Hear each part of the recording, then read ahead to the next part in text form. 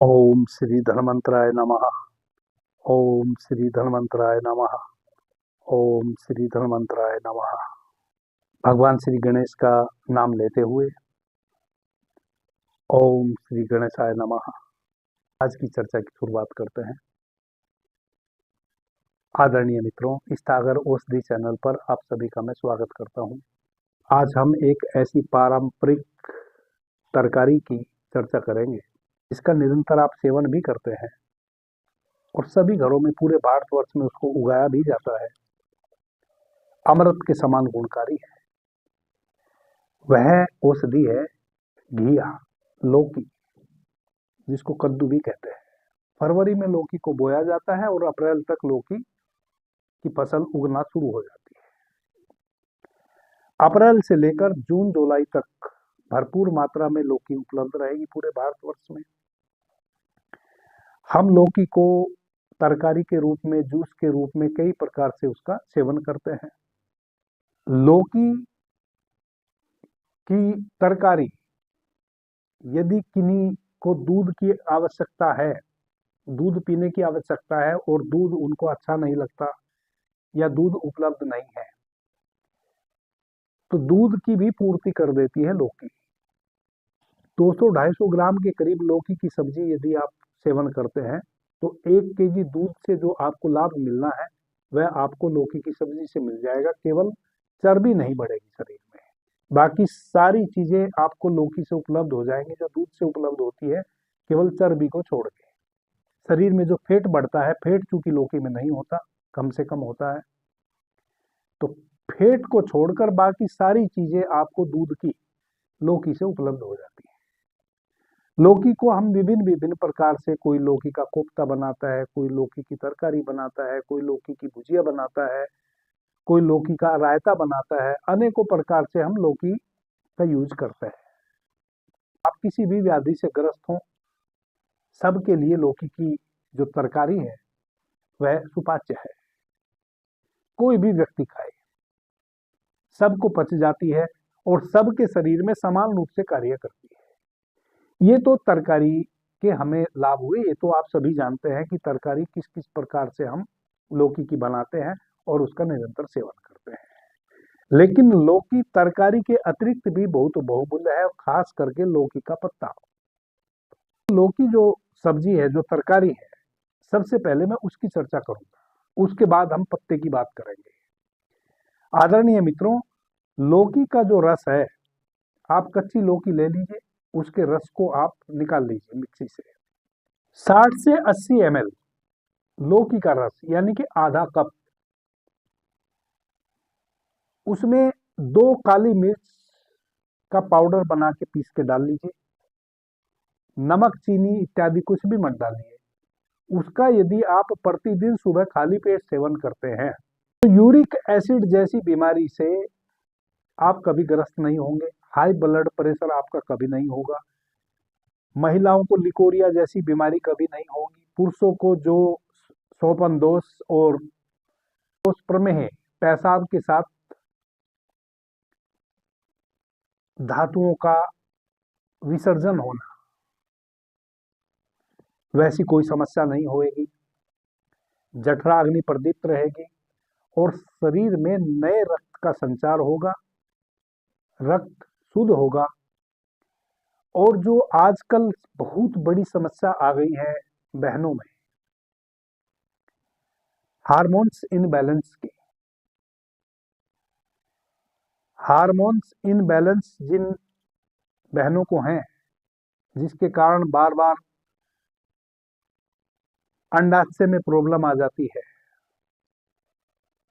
उसके कारण निरंतर दर्द बना रहता है, महावरी ठीक समय पे नहीं हो पाती है, दर्द के साथ महावरी होती है, अंडा या तो बनता नहीं, बनता है तो फूटता नहीं। लेडीज डॉक्टर के पास जाते हैं तो कई बार ऑपरेशन तक की नौबत आ जाती है। अंडा इतना बड़ा हो जाता है कि उसको ऑपरेशन करके निकालने की आवश्यकता आ जाती है। यह सब जो समस्याएं आती हैं, यह समस्याएं आती हैं हार्मोन्स इनबैलेंस होने के कारण। लौकी का इस प्रकार से रस यदि प्रतिदिन आप लेते हैं, 1 केजी लौकी आप ले आइए, 1 केजी लौकी में लगभग परिवार के से उसका रस निकाल के उसमें काली मिर्च का पाउडर डाल के उसको ले सकते हैं। अगर गैस बने, अगर किसी को गैस बनती है, किन्हीं किन्हीं मित्रों को कच्चा रस लेने से गैस बन सकती है सुबह खाली पेट, तो वह उसमें सौंठ का 1 चुटकी चूर्ण डाल सकते हैं, 1 चुटकी, चुटकी भर के दालचीनी का पाउडर डाल सकते हैं, तो गैस नहीं बनेगी। यह सारी समस्याएं लौकी के रस से, यदि समस्या आ गई है तब लौकी के रस से ठीक नहीं होएगी। जैसे मैंने कहा कि हार्मोन्स इनबैलेंस होने के कारण माताओं बहनों को बहुत प्रॉब्लम हो जाती है, गर्भाशय से संबंधित, महावरी से संबंधित, अंडे से संबंधित। कभी ओवरी में अंडा बनेगा, कभी नहीं बनेगा, कभी जिसको कहते हैं ओवरी में सिस्ट हो जाना, वह सिस्ट कुछ नहीं होता, वह अंडा ही होता है जो फूटता नहीं। अंडा बनता है लेकिन फूटा नहीं, बढ़ता चला गया।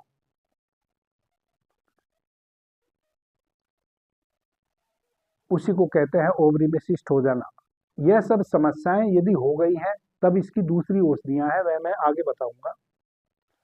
लेकिन यदि इस प्रकार से आप प्रतिदिन अधिक भी नहीं 50 ml भी यदि कच्ची लौकी का रस निरंतर लेते हैं तो हार्मोन्स इनबैलेंस की प्रॉब्लम सदा के लिए सोल्व हो जाएगी। जितनी भी हमारी स्राविक ग्रंथियां हैं, उन स्राविक ग्रंथियों से हार्मोन्स का विसर्जन सही अनुपात में शरीर में होगा। किसी को पेशाब में जलन है, जिसको कहते हैं आत्स की बीमारी, तो आत्स की बीमारी यदि किन्हीं मित्रों को है, यानी कि गर्मी, कितना भी पानी पिए, कुछ भी करें, पेशाब की जलन नहीं जाती, पेशाब में से बदबू अधिक आती है, पेशाब में झाग बहुत आते हैं, और जहां भी पेशाब करते हैं 5 मिनट बाद स्वयं ही अगर वहां जाके खड़े हो तो ना हो पाएंगे, इतनी बदबू वहां उत्पन्न हो जाएगी, इतनी घनी बदबू पेशाब में उत्पन्न हो जाती है। पेशाब लाल या पीला आ रहा है, कितना भी पानी पिए तब भी। वैसी अवस्था में आप 60 से 80 ml प्रतिदिन लौकी का रस का सेवन करेंगे, कम से कम 1 माह निभा के, 30 दिन या 40 दिन, तो वह समस्या सदैव के लिए समाप्त हो जाएगी। इसी प्रकार से किन्हीं मित्रों को यदि धातु प्रॉब्लम है, स्वपन दोष हो जाते हैं, या पेशाब के साथ वीर्य का स्राव हो रहा है निरंतर, वह लौकी के 50 से 60 ml रस में 2 चुटकी गिलोय का सत्व आता है, बैद्यनाथ, झंडू, ऊर्जा सभी कंपनियां बनाती है गिलोय सत्व, एक व्हाइट कलर का पाउडर आएगा जो गुर्च गिलोय होती है, उससे ही उस सत्व को बनाया जाता है। तो 2 चुटकी गिलोय का सत्व लीजिए, 2 चुटकी ऐसे दबा के 2 चुटकी, 60 से 80 ml कच्ची लौकी का रस लीजिए, उसमें 2 चुटकी गिलोय का रस डालिए और सेवन कीजिए। 30 से 40 दिन में हमेशा के लिए जड़ से खत्म हो जाएगी धातु प्रॉब्लम। पेशाब के माध्यम से धातु का गिरना या निरंतर शोपन दोष हो जाना दूसरे तीसरे दिन, 30 से 40 दिन में 100% समाप्त हो जाएगी यह समस्या। यूरिक एसिड नहीं बढ़ेगा। अब किन्हीं किन्हीं मित्रों को जलोदर हो जाता है। जलोदर एक बहुत खतरनाक बीमारी है। जलोदर जब हो जाता है तो हमारे पूरे शरीर में जो 60 से 70% पानी है उसकी मात्रा बढ़ जाती है, पेशाब की मात्रा घट जाती है, पेशाब फोर्स से नहीं होगा, कम पेशाब उतरेगा, और वाटर जो है यानी कि पेशाब के माध्यम से जो वाटर डिस्चार्ज होना चाहिए बाहर मूत्र त्याग के माध्यम से, वह कम मात्रा में होगा और हमारे अंदर ही पानी शरीर शोषित करना शुरू कर देगा, जिसके कारण पैरों पे सूजन आ जाएगी, हाथों में सूजन आ जाएगी, पूरे शरीर में सूजन आ जाएगी। और धीरे धीरे शरीर का वेट बढ़ता चला जाएगा, पेट फूल जाएगा। त्वचा को जब ऐसे त्वचा पे हाथ कहीं भी मारेंगे तो लगेगा जैसे जल जल पे जब हाथ मार देते हैं और जल जो लहलहाता है, वैसे त्वचा को छुएंगे तो त्वचा वैसे जल की तरह लहलहाएगी। यह सब जलोदर के लक्षण है। जिन व्यक्ति को जलोदर हो जाता है उनकी ये पहचान है कि पैरों में सूजन आ जाएगी, चेहरे पे सूजन आ जाएगी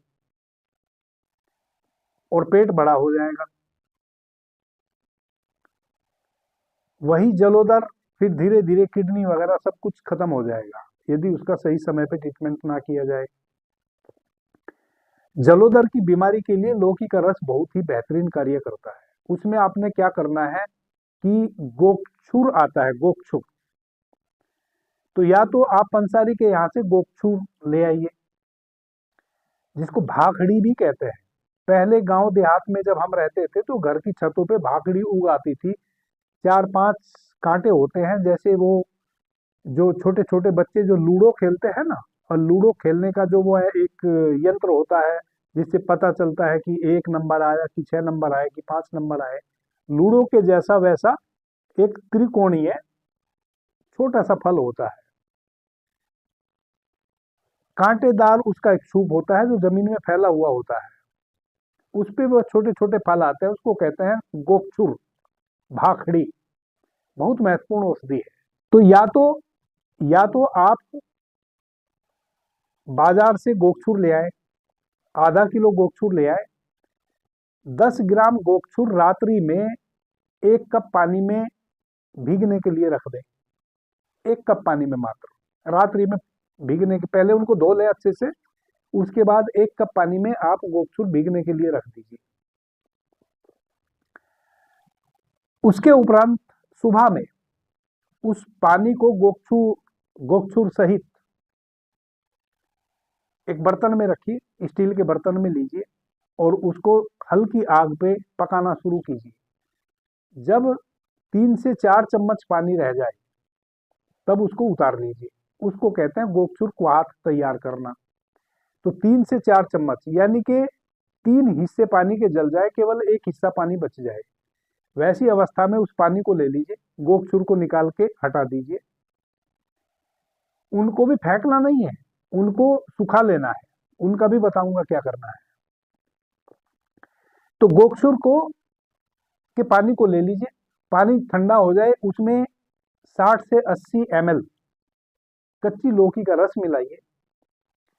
2 काली मिर्च डालिए, 2 काली मिर्च पीस के डाल दीजिए और उसको खाली पेट पी जाइए। 7 दिन के अंदर अंदर, 7 दिन का ये एक टोटका समझिए आप, 7 दिन के अंदर अंदर आपका जलोदर गायब हो जाएगा देखते ही देखते। दिन रात आपको पेशाब की मात्रा बढ़ जाएगी। रात में भी 10-10 बार आप पेशाब उठ के जाएंगे। जितना भी जल व्याप्त था आपके शरीर में, सारा जल पेशाब के माध्यम से आउट हो जाएगा। जितना भी गंदा पानी भीतर एकत्रित हो गया था, सारा जल, सारा पानी बाहर आउट हो जाएगा शरीर से। आप स्वस्थ हो जाएंगे। 30 से 40 दिन तक निरंतर उसको सेवन करें, ताकि जो थोड़ा बहुत जिस कारण से जलोदर हो गया था वह कारण भी दूर हो जाए। इस प्रकार से जलोदर की यह बहुत बेहतरीन औषधि है। मैं अपने सभी दर्शकों से यह प्रार्थना करूंगा कि जरूरी नहीं है, भगवान ना करे कि आपको यह बीमारी हो जो आप मुझे सुन रहे हैं। कोई भी बीमारी आपको हो, भगवान ना करे, आप जो मैं कह रहा हूं उसको सुने और उसको एक डायरी बना लें, उसमें नोट करते चले जाएं। क्या पता किसको जलोदर हो जाए। आप कहीं यात्रा में हैं, कोई जलोदर का पेशेंट मिल जाए, आप उसको बता दें यह नुस्खा, आपका उसका भला हो जाएगा। आदरणीय मित्रों, जिन छोटे बच्चों को, छोटा सा शिशु है, अभी 2-4-6 माह का शिशु है, और उसको जब भी दूध पिला रहे हैं तो कभी हरे दस्त लग जा रहे हैं, कभी पीले दस्त लग जा रहे हैं, दूध उसको पच ही नहीं रहा। और यदि दस्त नहीं लग रहे हैं तो वह दूध बार बार उगल दे रहा है, मुंह से फटा फटा दूध बाहर उगल दे रहा है। वैसी अवस्था में भी लौकी का रस बहुत ही बेहतरीन कार्य करता है।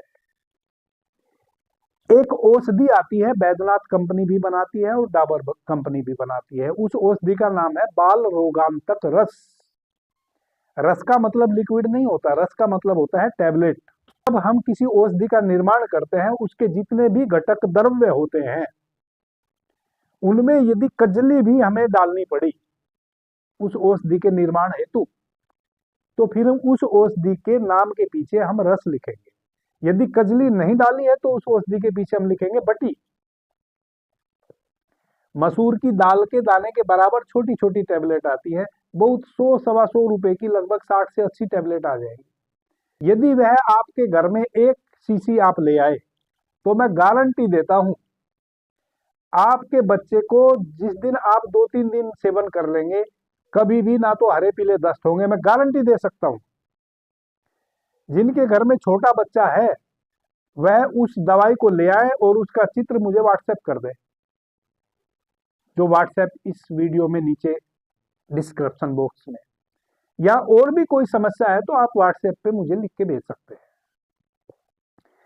तो जिनके घर में छोटा बच्चा है, वह इस दवाई को खरीद के ले आए, बाल रोगांतक रस को, और उसका फोटो मुझे भेज दे। मैं उनको गारंटी दे सकता हूं, मैं 10 गुने पैसे वापस कर दूंगा जितने की भी वो आई होगी टैबलेट। यदि उनके बच्चे को कभी भी दूध की वोमिटिंग हो जाए या पतला दस्त हो जाए, हरा या पीला, इतनी बेहतरीन अमृत तुल्य औषधि है। करना क्या है, लौकी का रस लीजिए, मुश्किल से 20 बूंद, और उसमें छोटी छोटी 2 टैबलेट बारीक पीस के उसमें मिला दीजिए और बच्चे को चटा दीजिए। प्रतिदिन सुबह में इस प्रकार से खाली पेट आप लौकी के रस के साथ उस टैबलेट को चटा दीजिए। रात्रि में फिर सोने के समय माँ का दूध हो 2-4 बूंद, या फिर शहद हो, क्योंकि शहद आजकल ओरिजिनल मिल नहीं रहा है कहीं भी, तो माँ का दूध सबसे बढ़िया। तो 4 बूंद चम्मच में माँ का दूध और 1 टैबलेट बारीक पीस के उसमें मिला के फिर बच्चे को चटा दो। 1 साल तक नियमित रूप से आप इस प्रकार से इस औषधि का सेवन करें। औषधि का नाम फिर से बता रहा हूं, बाल रोगांतक रस। और बाल रोगांतक रस व्रत भी आता है, वह नहीं लेना है, वह बहुत कॉस्टली है, उसमें स्वर्ण भस्म पड़ी होती है, उसकी बिल्कुल भी आवश्यकता नहीं है, वह 1000-2000 रुपए का आएगा।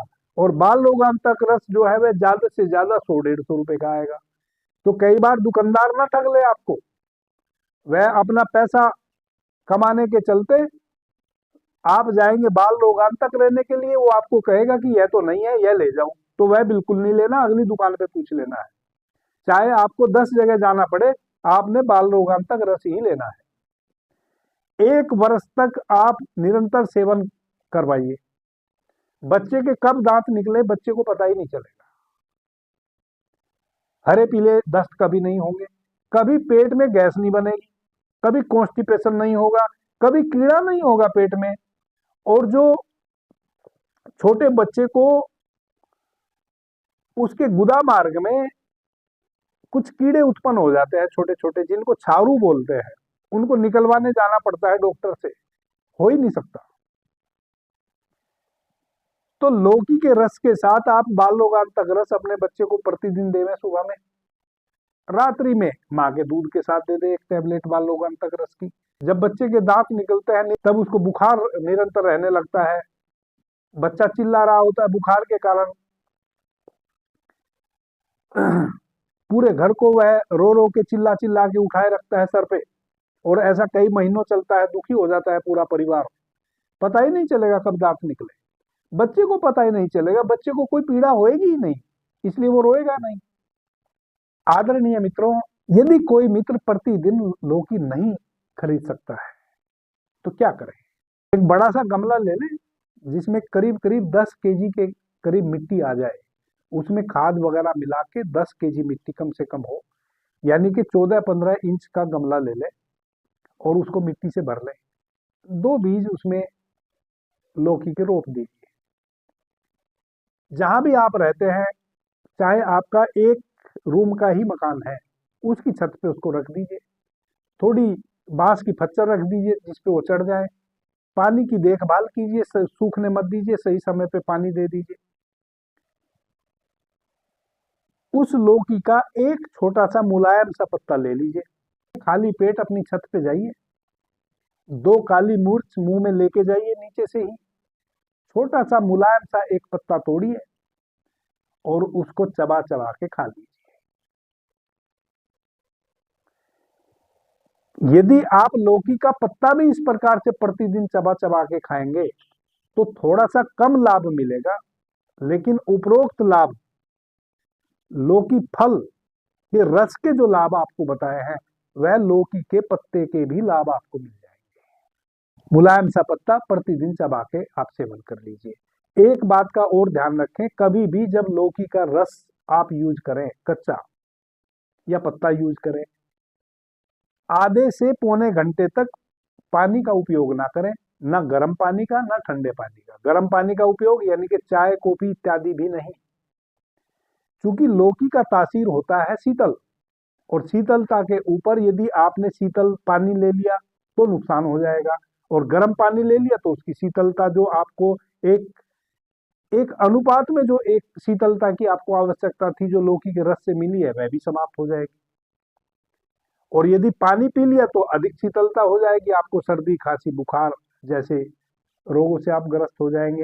एक मैं बताना बीच में भूल गया, जो गोखरू आप प्रतिदिन लेंगे 10-15 ग्राम, उसका क्वाथ बना लेंगे, गोखरू बच जाएंगे, उन गोखरू को आप धूप में सुखा लीजिए। जब भी किसी औषधि को धूप में सुखाना हो डायरेक्ट धूप में ना रखें, ऐसे स्थान पे रखिए जहां आंशिक रूप से धूप पड़े, यानी कि गरम गरम ताप पड़े, धूप का किरणें ना पड़े। प्रतिदिन सुखाते जाइए, प्रतिदिन जितना आप यूज करते हैं उसको सुखा लीजिए और एक डब्बे में स्टोर कर लीजिए। उसके बाद उसका चूर्ण बना लीजिए। चूर्ण बनाने के बाद प्रतिदिन सुबह खाली पेट 1 चम्मच चूर्ण या तो दूध के साथ या ताजे पानी के साथ आप सेवन कर लीजिए। ये मैं गोखरू की बात कर रहा हूं। अभी के लिए इतना ही। आपने मुझे ध्यान से प्रेम से सुना, उससे मैं बहुत अनुग्रहित हूँ। सभी मित्रों को मेरा प्रणाम, धन्यवाद। हर हर महादेव।